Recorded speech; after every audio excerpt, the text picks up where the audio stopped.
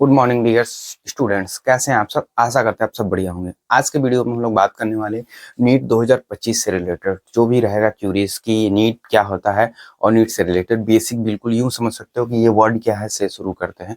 तो बताते हैं, नीट जो होता है वो हमारा जो एमबीबीएस जो बच्चे करते हैं या आपने सुना होगा बीडीएस बीएमएस, तो और नर्सिंग से रिलेटेड जो भी होता है उसके लिए हमारा नीट में एग्जाम आपको देने पड़ते हैं एनटीए के थ्रू, नेशनल टेस्टिंग एजेंसी। ठीक है, एनटीए नेशनल टेस्टिंग एजेंसी जो होता है अभी हाल ही में आया था। इसके पहले एआईपीएमटी होता था, एआईपीएमटी।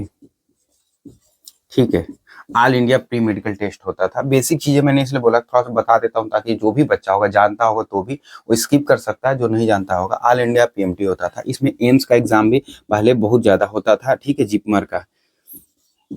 तो जो दिल्ली है फेमस जो सबसे ज्यादा है, और दूसरा क्या है जिपमर। ठीक है, तो ये सब चीजें अब तो चेंज हो गया। ठीक है, इस तरह से ये इसका एग्जाम अलग होता था, इसका एग्जाम अलग होता था।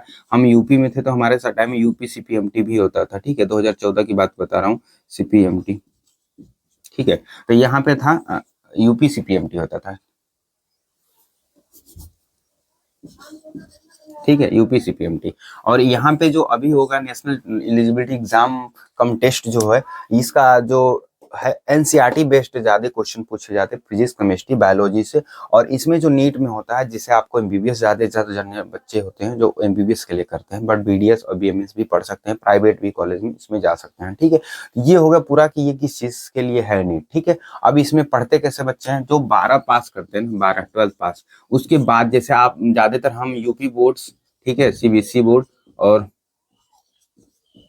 और बहुत सारे ऐसे एक दो बोर्ड और भी होते हैं, जैसे एनआईएस बोर्ड होता है या किसी अदर स्टेट के बोर्ड होते हैं, उस बोर्ड से भी पढ़ सकते हो। ठीक है, तो आपके ये 3 4 बोर्ड होते हैं, उस बोर्ड के थ्रू 12th पास आपको करना पड़ता है। 12th पास करने के बाद आप नीट का एग्जाम दे सकते हो। इसके लिए लगभग 1600 का फीस आता है। जनरल के लिए बता रहा हूँ, कैटेगरी के लिए 1600 1700 आपके फीस आने वाले हैं। और एसटी एससी के लिए 100 200 रुपए से कम हो जाते होंगे, 1200 के करीब आते होंगे, 1400 सॉरी 1400 के करीब। ठीक है, आपके जो एग्जाम का फॉर्म जो एप्लीकेशन फॉर्म आने वाला है, ये एप्लीकेशन फॉर्म ये जनवरी के महीने में आता है। ठीक है, जनवरी के महीने में आएगा।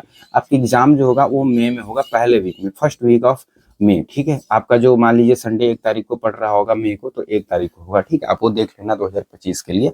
और इसके जो पेपर होते हैं वो 3 आवर्स के होते हैं। ठीक है, 3 आवर्स के पेपर होते हैं। पेपर बेस्ड पेपर पेन होता है, मतलब पेन पेपर बेस्ड होता है। और इसमें जो आपके क्वेश्चंस आते हैं और मार्क्स होते हैं, ए मार्क्स जो होते हैं 720 मार्क्स के होते हैं, इसमें 180 क्वेश्चंस रहते हैं। ठीक है, मैं सब यहाँ पे ऐसे से लिखता जा रहा हूँ, आप चीजें सुनते जाइएगा, देखते जाइए। 120 मार्क्स 720 मार्क्स प्लस 4 मार्क्स मिलते हैं जब आप कोई क्वेश्चन सही कर देते हो, -1 मार्क्स गलती के लिए मिलता है अगर आप गलती कर देते हो। ठीक है, अगर आप कोई भी क्वेश्चन अटेम्प्ट नहीं करते हो, अटेम्प्ट, ठीक है, नहीं करते, नो अटेम्प्ट। ठीक है, नो अटेम्प्ट तो नो मार्क्स, 0 मार्क्स। ठीक है, तो इस तरह से आपको क्वेश्चन में 600 लाने पड़ेंगे, मतलब आपको 170 क्वेश्चंस प्लस करने पड़ेंगे, 600 प्लस मार्क्स लाने पड़ेंगे एमबीबीएस के लिए।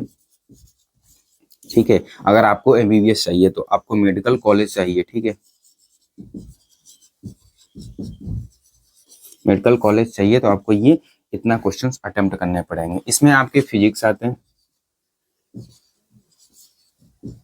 केमिस्ट्री आते हैं, और तीसरा थर्ड जो होता है वो बायोलॉजी आता है। मैं शॉर्ट में बायोलॉजी लिख दे रहा हूँ। ये तीनों क्वेश्चंस आते हैं। अब मैं इधर साइड में लिख दे रहा हूँ। इसमें आपको ना 90 क्वेश्चंस जो होते हैं फिजिक्स का, 90 क्वेश्चन जो होता है, जैसे कि आप समझिए 90 क्वेश्चन में आप सॉरी फिजिक्स लिख रहा हूँ, इसमें बायो में 2 पार्ट होता है, 45 प्लस 45। ठीक है, इसमें जूलॉजी और बॉटनी होता है, 45 45। ठीक है, इसमें इसके बाद केमिस्ट्री आता है, केमिस्ट्री में भी 45 होता है। और आपका जो फिजिक्स होता है उसमें भी 45 होता है, केमिस्ट्री और इसमें फिजिक्स। अब इसमें सेक्शन 2 होते हैं, सेक्शन ए और सेक्शन सेक्शन बी।